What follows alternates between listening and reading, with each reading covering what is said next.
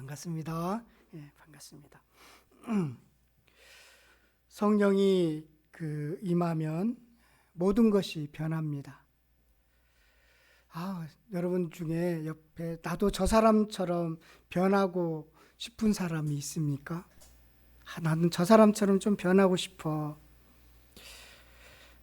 그런 사람이 있었으면 좋겠고, 저 사람처럼 변하고 싶어 하는 그 사람이 여러분들이었으면 좋겠습니다. 사람이 변하려면 저렇게 변해야지 하는 소리를 듣는 여러분들 되었으면 좋겠습니다. 아직 이런 변화를 경험하지 못했다면 여러분들의 믿음 생활 속에서 성령의 능력을 제한하여 왔기 때문입니다. 성령께 맡기십시오. 그러면 변화됩니다. 그리고 여러분들은 그 소리를 분명히 들을 겁니다. 나도 저 사람처럼 변하고 싶어.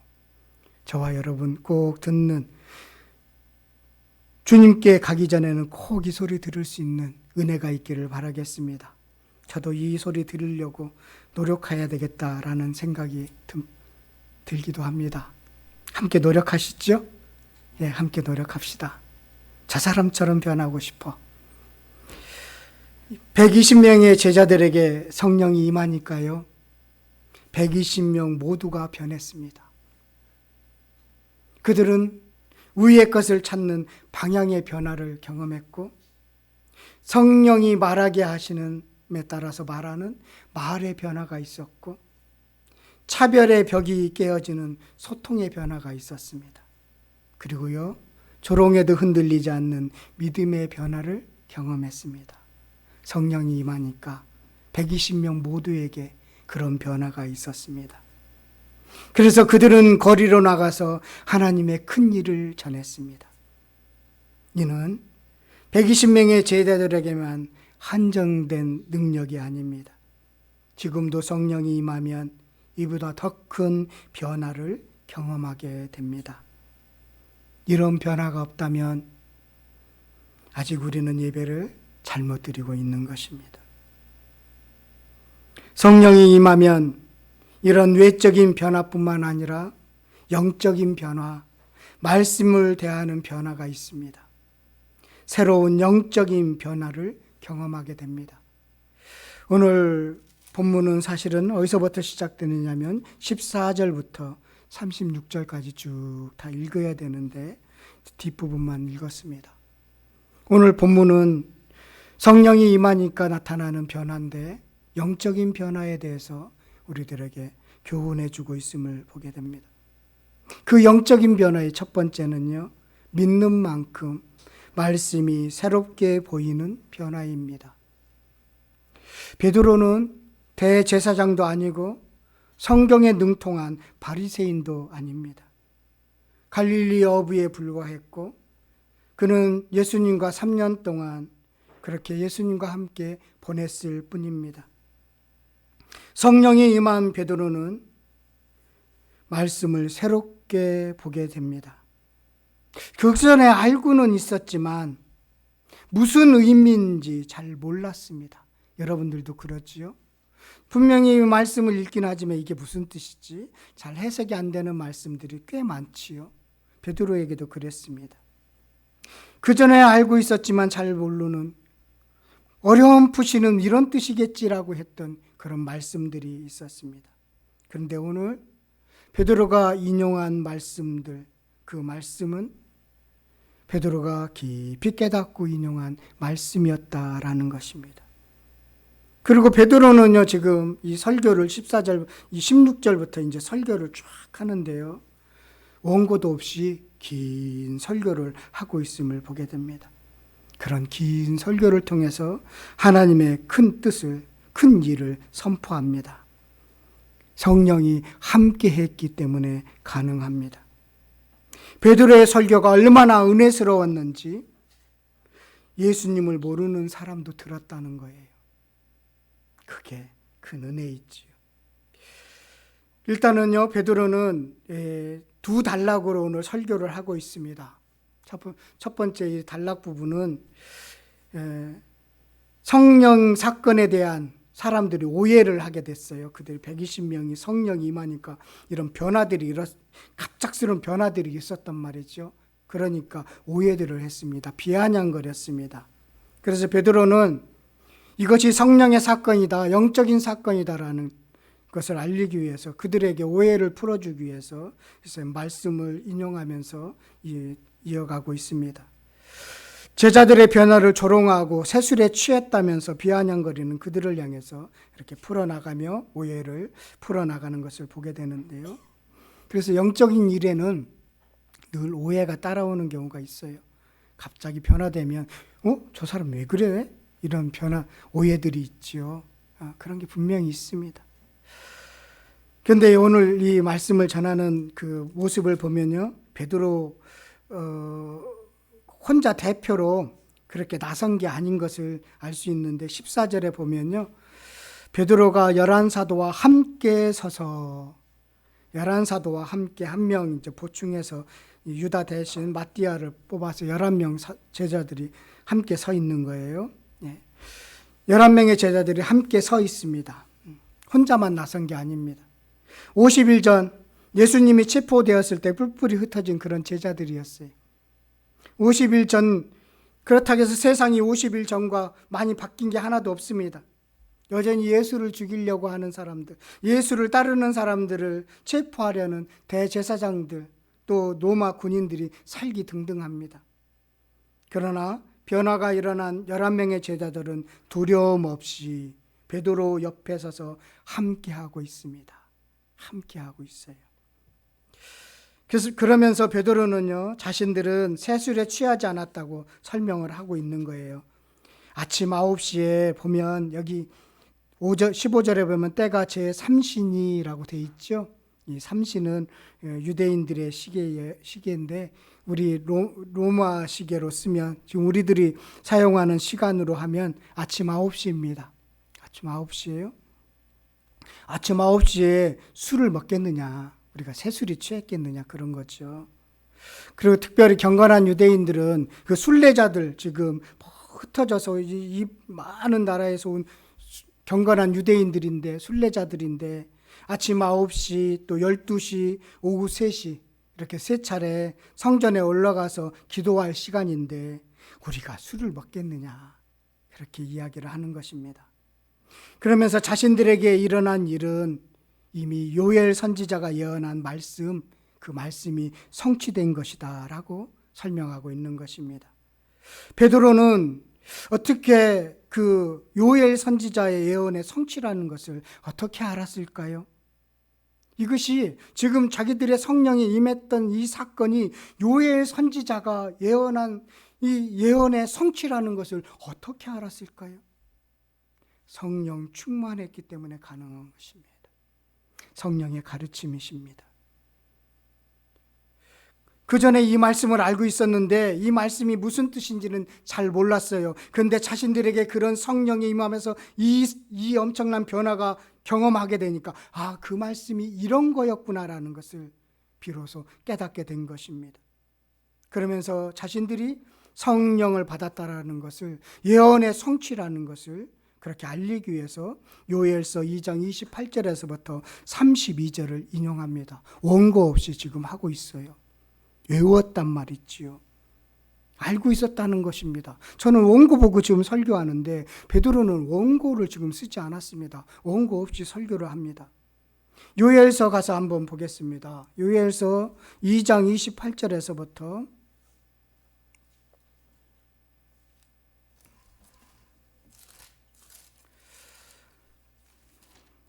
요엘서는요, 구약성경 1272쪽에 있습니다.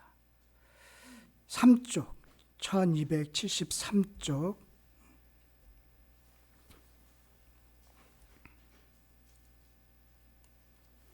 28절에서부터 32절까지가 그 인용한 말씀이에요.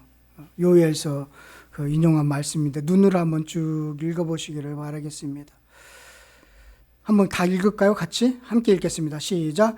그 후에 내가 내 영을 만민에게 부어주리니 너희 자녀들이 장래일을 말할 것이며 너희 늙은이는 꿈을 꾸며 너희 젊은이는 이상을 볼 것이며 그때 내가 또 내 영을 남종과 여종에게 부어줄 것이며 내가 이적을 하늘과 땅에 베풀리니 곧 피와 불과 연기 기둥이라.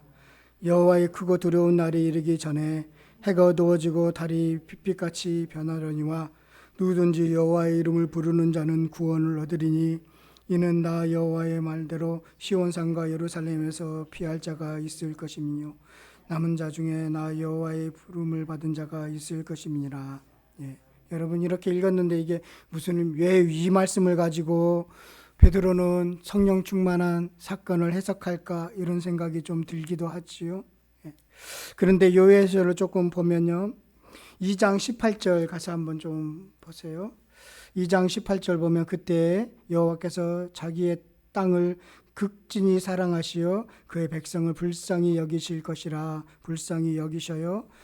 그러면서 19절 보세요. 함께 읽겠습니다. 2장 19절. 그래서 그들에게 응답하여 이르시기를 내가 너에게 곡식과 새 포도주와 기름을 주리니 너희가 이로 말미암아 흡족하리라. 내가 다시는 너희가 나라를 가운데서 영웅을 당하지 않게 할 것이다. 흡족하게 될 것이다. 그리고요 또 23절 가서 한번 보도록 하겠습니다. 23절입니다. 시온의 자녀들아 너희는 너희 하나님 여호와를 말미암아 기뻐하며 주갈지어다. 그가 너희를 위하여 비를 내리시되 이른 비와 너희에게 적당하게 주시리니 이른 비와 늦은 비가 예전과 같을 것이라. 이른 비 늦은 비 봄비와 가을비를 줘서 곡식의 추수를 얻도록 하겠다는 거예요. 풍성 태평성대를 이루도록 하겠다라는 것입니다. 자, 그러면 이 말씀 요에서는 그 후에라는 거예요. 태평성대가 끝나고 나서 그때 성령을 부어주신다는 거예요. 좋은 시절이 지나간 후에 고난의 때가 올 때, 살기 힘들 때 성령을 부어주신다고 말씀하고 있습니다. 예, 그 후에가 그런 거예요. 태평시대에는 성령을 주지 않는 거예요. 고난이 오고 힘들고 마지막 때에 살아갈 때 성령이 임하시는데 그 성령이 임하시는 것은 마지막 때다라는 것을 베드로는 깨닫게 되었습니다. 그러면서 오늘 본문으로 다시 오시면요. 그 요엘서를 인용하는데 베드로가 요엘서를 인용하는데 어떻게 인용하느냐면 조금 재해석하는 것을 보게 됩니다. 17절에 보면 하나님의 말씀하시기를 말세에라고 되어 있죠. 말세에. 그 후를 말세로 재해석하고 있습니다. 예수님이 이 땅에 오심으로 심판이 시작되었다는 것입니다. 마지막 때가 시작되었다는 것입니다. 베드로는 이 사실을 깨닫고 마지막 때 성령을 부어주시겠다는 이 요엘서의 예언이 성취되었다라는 것입니다. 지금부터 마지막 때이다. 이런 깨달음은 성령이 가르쳐 주셨기 때문에 가능한 것입니다. 요엘 선지자가 성령이 임하실 때 나타날 현상들에 대해서 이야기하고 있지요. 자녀들은 예언할 것이고 젊은이들은 환상을 보고 늙은이들은 꿈을 꾸고 남녀 종들도 예언할 것이라고 했습니다. 예언, 환상, 꿈은 선지자들의 고유한 사역입니다. 그래서 하나님의 큰 일을 선포하는 꿈과 환상과 예언을 통해서 말씀을 전함으로써 하나님의 큰 일을 선포합니다. 그래서 베드로는 지금 마지막 때 성령을 부어주시면 선지자적인 사명을 감당하는구나, 누구에게나. 그래서요 30절에 보면 다윗을 어떻게 표현하냐면 그는 선지자라고 표현하고 있습니다. 그는 선지자라. 예. 자, 다윗도 선지자로서 큰 일을 선포했다라는 것입니다. 다윗을 보면 보통 표현하면 왕으로 표현해야 되겠죠. 다윗 왕, 익숙한 단어잖아요. 그런데 여기서 베드로는 선지자다. 그는 지금 예언과 환상과 꿈은 선지자적인 사명을 감당했는데 다윗도 선지자적인 사명을 감당함으로써 이 예언을 했던 것이다. 그러면 우리들에게 성령을 부어주시면 우리가 지금 큰 일을 선포하는데 선지자로서 그 일을 감당하고 있다. 그러면 우리 모두에게 지금 성령이 임했잖아요. 그러면 저와 여러분 동일하게 선지자적인 사명을 감당하면서 이 땅에 살아가는 것입니다. 하나님은 젊든 늙든 남녀 종이든 선지자로 부르셔서 하나님의 뜻을 전하도록 우리를 부르셨다라는 것입니다. 갈릴리 무식한 촌놈들이 다른 언어로 하나님의 큰 일을 전하게 하면 바로 성령 충만한 성령이 임했기 때문에 가능하신다라는 것을 알려주고 있습니다. 그러면서요, 요엘서의 내용 보면 19절부터 20절까지 21절까지 쭉 보면 하늘의 기사가 나타나는데요, 마지막 때 땅의 징조, 피와 불, 연기, 이건 종말 직전의 대환란, 요한계시록에 보면 분명하게 대환란을 의미하는 것을 우리는 알 수 있습니다. 그러니까 성령은 지금부터 우리에게 임하셔서 주님이 오시는 그날까지 항상 함께 할 것이고 이 사역을 감당하도록 우리에게 도움을 줄 것이다. 우리를 떠나지 않을 것이다. 그래서 환난과 종말이 지금 당장 닥친다 해도 우리는 주의 이름을 부를 것이다. 그리고 주의 이름을 부르는 자는 구원을 얻을 것이다. 라는 말씀으로 해석하고 있는 것입니다. 누구든지 구원받는다. 주의 이름을 부르는 자는 누구든지 구원받는다. 하나님이 우리를 구원하는 방법이다. 라고 그렇게 지금 자신들이 성령이 임한 사건에 대해서 이렇게 해석하고 있습니다. 말씀이 새롭게 보이는 거예요. 그러면서요, 베드로가 다윗의 시편을 두 편을 인용합니다. 그전에는 이 말씀이 무슨 뜻인지 명확하게 알지 못했을 것입니다. 그런데 성령이 임하니까 마치 요엘서의 말씀을 새롭게 정확하게 본 것처럼 성령이 임하니까 자신이 인용했던 이 말씀도 주님이 예수님의 죽으심과 부활하심을 목격한 다윗의 고백이 이런 거였구나라는 것을, 다윗의 고백이었구나라는 것을 비로소 깨닫게 된 것입니다. 그래서 베드로는 시편 16편과 인용한 말씀, 또 110편 그렇게 말씀을 인용해서 다윗도 주님의 부활하심을 고백했구나, 주님의 죽으심을 고백했구나 라는 것을 알게 된 것이지요. 성도 여러분, 우리에게도 동일합니다. 성령이 충만하면, 믿음이 좋으면 좋을수록 말씀이 새롭게 보이게 됩니다. 말씀이 새롭게 들리게 됩니다. 그전에는 무슨 의미인지 잘 몰랐는데 이런 의미였구나 하면서 무릎을 탁 치는 은혜와 기쁨을 누리게 됩니다. 이번에 저도 말씀을 준비하면서 말씀이 새롭게 보이는 은혜를 누리고 있습니다. 몇 년 전에 사도행전을 제가 말씀을 쭉 수요 예배 때 전했던 것 같아요. 그런데 그때하고는 전혀 다르게 다른 각도에서 그렇게 말씀을 깨닫게 해주시는 것을 누리게 됩니다. 보인 만큼 이제 살아내야 되겠구나라는 결단을 하게 됩니다. 여러분, 말씀이 새롭게 보이는 은혜가 있기를 간절히 바라겠습니다. 베드로처럼 그전에는 어렴풋이 알았던 말씀이 이런 거였구나라고 그런 새롭게 보이는 은혜가, 기쁨이 가득하기를 바라겠습니다. 이런 기쁨이 있어야 신앙생활 할 만하거든요. 그러면 내 안에 성령님이 계시다는 확신 속에서 그렇게 잘 살아봐야지. 내가 고백하는 것으로 맞추면 안 되겠지. 끝까지 잘 살아내야 되겠지. 선지자의 사명을 끝까지 감당해야 되겠지. 이런 결심이 뒤따라오는 것입니다. 그 은혜가 있기를 바라겠습니다. 두 번째는요, 영적인 변화예요. 성령이 임하면 나타나는 영적인 변화인데 예수님이 주되심을 고백하게 하는 변화입니다. 한번 따라해 보십시오. 함께 따라해 보십시오. 예수님이 주되심을 고백합니다. 이 변화가 있습니다. 그래서 22절부터 이제 23절, 36절은 22절부터 36절까지는 또 다른 단락이에요. 어떤 내용이냐면 예수님의 죽으심과 부활하심에 대한 베드로의 설교입니다. 이게 큰 일입니다. 이게 하나님의 큰 일이에요. 특별히 22절부터 24절을 보면요, 우리 22절부터 24절 함께 베드로가 이제 설교를 하는 거예요. 이스라엘아 들어라, 이스라엘 사람들아 이 말을 들어라. 마치 신명기에서 모세가 이스라엘 백성들에게 말을 쉐마 이스라엘 하는 거하고 똑같이 지금 시작하는 겁니다. 새롭게 들은 새 이스라엘아 들으라는 거예요. 우리 22절부터 24절 함께 읽도록 하겠습니다. 이스라엘 사람들아 이 말을 들으라. 너희도 아는 바와 같이 하나님께서 나사렛 예수로 큰 권능과 기사와 표적을 너희 가운데서 베푸사 너희 앞에서 그를 증언하셨느니라.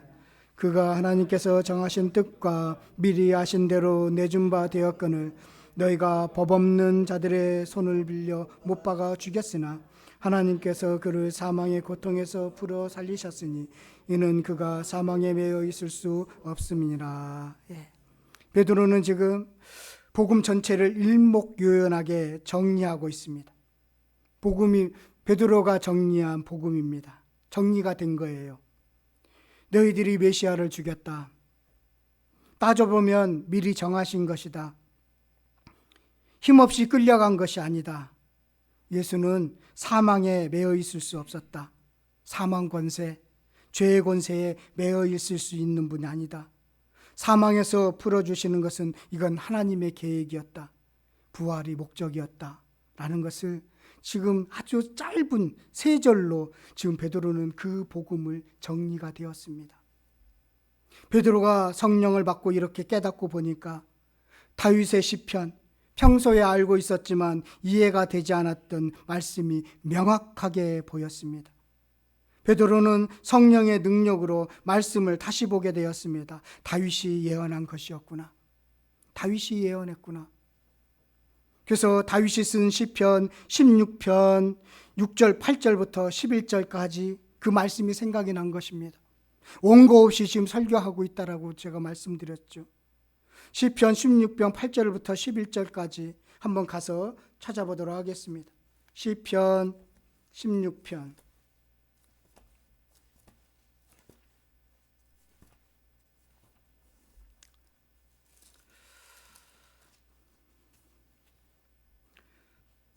시편은 성경책 812쪽에 있습니다. 시편 16편 8절에서부터 11절까지입니다. 함께 읽도록 하겠습니다. 내가 여호와를 항상 내 앞에 모시며 그가 나의 오른쪽에 계심으로 내가 흔들리지 아니하리로다. 이러므로 나의 마음이 기쁘고 나의 영도 즐거워하며 내 육체도 완전히 살리니 이는 주께서 내 영혼을 소홀해 버리지 아니하시며 주의 거룩한 자를 멸망시키지 않으실 것임이니이다.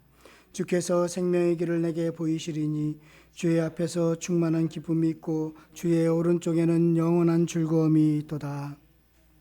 이 말씀이 지금 베드로는 깨닫게 되었습니다. 다윗이 부활을 예언한 것으로 새롭게 보였습니다. 왜 그러세요? 권사님 다 읽었어요. 가만히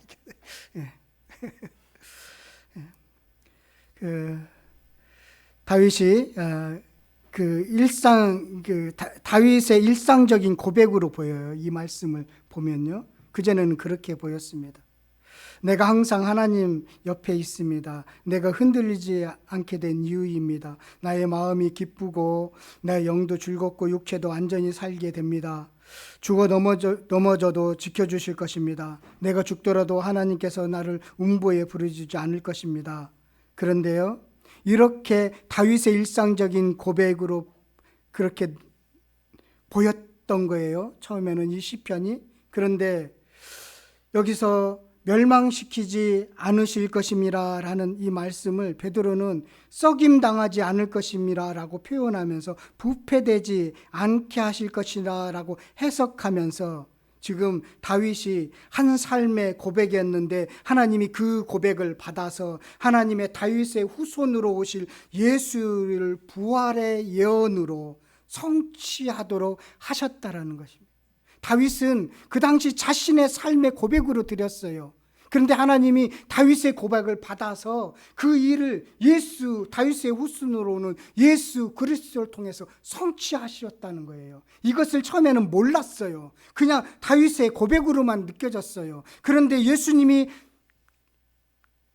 썩어지지 않고 멸망시키지 않고 부활하심을 보고 목격한 베드로는 다윗이 그 고백이 예수님의 부활하심을 자신의 삶에서 고백해서 하나님이 이루셨구나라는 것을 깨닫게 된 것이죠. 엄청난 깨달음을 알게 된 것이죠. 눈에 보이지 않았는데, 그전에는 알지 못했었는데, 그전에는 이게 무슨 뜻인지 몰랐는데, 그런데 이것이 다윗의 부활신앙이었구나. 하나님이 미리 선지자로 그가 보게 하셔서 다윗이 이것을 예언하게 되었구나. 선지자니까 예언했죠. 그 예언의 성취구나라는 것입니다. 다윗의 예언의 성취라는 것입니다. 그래서 시편에 여기서 내가라고 하는 8절부터 내가라는 것은 다윗 자신을 가리키는 것이 아니었구나. 다윗 자신이 썩임을 당하지 않는다는 것이 아니라 예수님을 말하는 것이었구나. 왜냐하면 그렇게 인용하면서요, 29절에 보면 형제들아 내가 조상의 다윗에 대하여 담대히 말할 수 있었노니 다윗이 죽어 장사되어 그 묘가 오늘까지 우리 중에 있도다. 그는 장사되어서 그는 땅에 썩어져서 지금 그대로 묘가 있지 않느냐. 그런데 그래서 이 지금 내가라는 것은 다윗이 아니라 예수 그리스도를 이야기하는 것이다. 다윗의 시편에 담긴 부활신앙을 베드로는 목격했던 것입니다. 어려운 깨달음이지요. 쉬운 깨달음이 아닙니다. 그러면서 베드로는요, 그 부활신앙을 잘 해석해주고 있는 거예요. 그 해석이 29절에서부터 32절까지가 쭉 이어지는 것입니다. 내가 왜 이 시편 16편을 인용했느냐? 이것 때문에 그렇다라는 것입니다. 29절부터 32절까지 읽으셔야 그 인용한 의미를 알 수가 있는 것입니다. 함께 다시 한번 읽도록 하겠습니다. 형제들아 내가 조상의 다윗에 대하여 담대히 말할 수 있었노니 다윗이 죽어 장사되어 그 묘가 오늘까지 우리 중에 있도다. 그는 선지자라 하나님이 이미 맹세하사 그의 자손 중에서 한 사람을 예수를 그 위에 앉게 하시라 하심을 알고 미리 본고로 그리스도의 부활을 말하되 그가 음부에 버림을 되지 않고 그의 육신이 썩음을 당하지 아니하리라 하더니 아셨지요? 이랬다는 거예요. 이 시가 그런 의미라는 거예요. 미리 본고로. 여기서 30절에 한 사람은 예수를 이야기합니다. 선지자로서 미리 본고로 그렇게 자신의 고백처럼 부활신앙을 예언했던 것이다. 이 시편이 그런 의미다 라는 것을 지금 백성들에게 가르쳐주고 있는 것입니다. 특별히 또 110편 1절을 또 인용을 하고 있습니다. 그래서 베드로는 이런 확신 가운데 여기서 32절에 보면 중요한 말 내가 빼놓고 갈 뻔했어요. 이 일의 증인이로라. 나도 이 일의 증인이다. 나도 그 일의 증인이다. 나는 부활하신 예수님을 봤다. 그리고 그는 죽으셨지만 부활하셨다. 나도 이 다윗의 고백처럼 이 고백의 증인이다. 예. 우리도 성령을 받았기에 그 증인이 되는 것입니다. 사람들이요, 예수님이 죽으셨다가 예수님이 성령으로 잉태해서 이 땅에 오셔서 완전한 하나님이시며 완전한 인간으로서 이 땅에 살다가 죽이심을 당하시고 부활하셨다. 여러분들은 믿어지는데 믿지 못하는 사람은 미쳤다고 그런다니까요. 못 믿겠다고 그런다니까요. 어떻게 그게 가능하냐고 이야기한다니까요. 그런데 우리는 그게 믿어져요. 그리고 그 일의 증인이 되었습니다. 왜냐하면 우리 안에 성령이 임했기 때문에 그렇습니다. 성령이 임하면 그게 믿어지고 그게 그의 사실이고 진리라는 것을 증언하게 되어 있다라는 것입니다. 나도 증인이다라는 것입니다. 그러면서요, 시편 하나를 더 인용합니다. 그 34절 35절입니다. 함께 읽겠습니다. 다윗이 하늘에 올라가지 못하였으나 친히 말하여 이르되 주께서 내 주에게 말씀하시기를 내가 내 원수로 내 발등상이 되게 하기까지 너는 내 우편에 앉아 있으라 하셨도다 하였으니, 이게 110편 1절을 인용한 말씀이에요. 110편 1절인데요. 베드로는 하늘에, 지금 다윗은 하늘에 올라가지 않았을 때, 이 땅에 있을 때 이런 고백을 했다는 거예요. 예언했다라는 것입니다. 여기서 보면 주께서 내 주에게 말씀하시기를, 이 주를 잘 찾아야 되는데 이 다윗의 시편에는 처음에 주께서를 여호와라고 썼습니다. 그런데 지금 베드로는 주께서라고 쓰고 있습니다. 주께서, 여호와 하나님이 또 뭐요? 여호와께서 내 주 예수님에게 말씀하시기를 하는 것입니다. 원수가 발등상이 되게 하실 때까지 앉아 계신 예수님을 다윗이 봤구나. 미리 본 거로라고 했죠. 그때는 몰랐는데, 하나님이 한 분인 줄 알았는데 내 주는 예수님이구나. 다윗도 봤구나. 다윗은 선지자로서 하나님이 예수님에게 말씀하시는 것을 봤구나. 그래서 이 시를 쓴 거구나. 이렇게 어떻게 쓸 수가 있었지? 다윗이 봤구나. 영적으로 봤구나. 성령이 충만하여서 이것을 봤구나. 주께서 내 주에게 말씀하시기를 이것을 봤구나. 스가랴서도 보면 하나님이 예수님에게 사단에게 말하는 환상을 보는 것처럼 다윗도 그런 것을 봤구나. 다니엘이 그 환상을 봤던 것처럼 다윗도 그렇게 봤구나. 그래서 베드로는 그것을 알고 나서 36절 멋진 고백을 하는 것입니다. 우리 36절 말씀 다 같이 한번 또 읽도록 하겠습니다. 그런즉 이스라엘 온 집은 확실히 알지니 너희가 십자가에 못 박은 이 예수를 하나님이 주와 그리스도가 되게 하셨느니라. 주가 하나님의 아들 예수 그리스도입니다. 너희들이 죽인 예수가 그리스도이다. 메시아이다. 구원자이시다. 나는 이를 증언하는 증언자이다. 오늘따라 은혜가 충만한가 봐요. 베드로는 직접 예수를 구주로 목격했고, 다윗은 오실 예수님을 영적으로 목격했다는 것을 알게 되었습니다. 우리는 베드로와 다윗의 기록을 믿습니다. 우리도 예수가 구주이심을 증언하는 것입니다. 세 번째는 하나 더 있어요. 오늘 휴가 전이기 때문에 제가 설교를 아주 길게 할 겁니다. 세 번째, 시대를 초월하여 신앙 고백을 연결할 능력의 변화입니다. 시대를 초월하여서요, 같은 신앙 고백을 연결할 수 있는 능력의 변화입니다. 이게 세 번째 변화예요. 베드로는 우리보다 지금 2000년 전, 그러니까 베드로는 다윗은 베드로와 다윗 사이는 1000년이라는 시간적인 차이가 있습니다. 베드로는 1000년 전 인물인 다윗과 연결해서 같은 신앙 고백을 하죠. 그렇죠? 오늘 본문에서 보면 알 수가 있습니다. 우리는 2000년 전 베드로와 3000년 전 다윗과 연결해서 같은 신앙 고백을 합니다. 시간을 뛰어넘는 거예요. 성령이 임하면 성경에 기록된 말씀과 인물과 나와 연결되는 거예요. 그들의 고백이 나의 고백이 되는 거예요. 그 능력을 체험하게 되는 것입니다. 그래서 성경의 인물들, 노아나 아브라함이나 요셉이나 다윗이나 다니엘을 비롯한 모든 성경의 인물들, 그 인물들과 연결할 줄 알게 되는 것입니다. 내가 이삭이었구나. 내가 야곱이었구나. 내가 베드로였구나. 내 안에 다윗과 같은 모습도 있구나. 연결하게 되는 것입니다. 그렇게 연결하여서 예수가 주되심을 고백하는 것입니다. 예수님이 내 인생의 주인 되심을 고백하는 것입니다. 이게 성령이 임하면 나타나는 독특한 능력입니다. 독특한 능력이에요. 오늘 말씀은 성령이 임하면 일어나는 영적인 변화입니다. 고난과 어려움 또는 인생의 여정 속에서 늘 고백했던 말씀이 나의 말씀으로 새롭게 들리는 은혜가 있을 줄 믿습니다. 그래서 그 말씀으로 용기를 얻게 되고 능력을 얻게 되고 증인의 삶을 살게 되는 줄 믿습니다. 그리고 여러분들, 오늘 찬송을 부르면서 우리는 소망 가운데 늘 삽니다.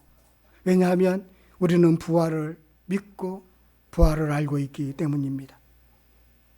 오늘 본문에서 보면 제자들의 모습이나 베드로의 모습에서 두려움이라는 것은 단 한 군데서도 찾아볼 수 없습니다. 담대하게 말씀을 전하는 베드로의 모습, 부활신앙이 있기 때문입니다. 이런 변화는 상상할 수 없었던, 그전에는 상상도 안 되었던 베드로의 모습에 우리는 놀라지 않을 수 없습니다. 이것이 죽음조차 두려워하지 않는 부활신앙의 능력입니다. 여러분, 그리고 매일 성경의 인물들과 연결하면서 사십시오. 연결하면서 사십시오. 그래서 성령의 능력을 받아 땅끝까지 증인이 되는 베드로와 연결하십시오. 성령의 능력을 제한하지 마시기를 바라겠습니다. 오늘 말씀의 제목처럼 믿음이 클수록 새롭게 보이고 능력을 경험하게 됩니다. 저와 여러분, 그 능력 가운데 살아가는 은혜가 있기를 간절히 축원드리겠습니다.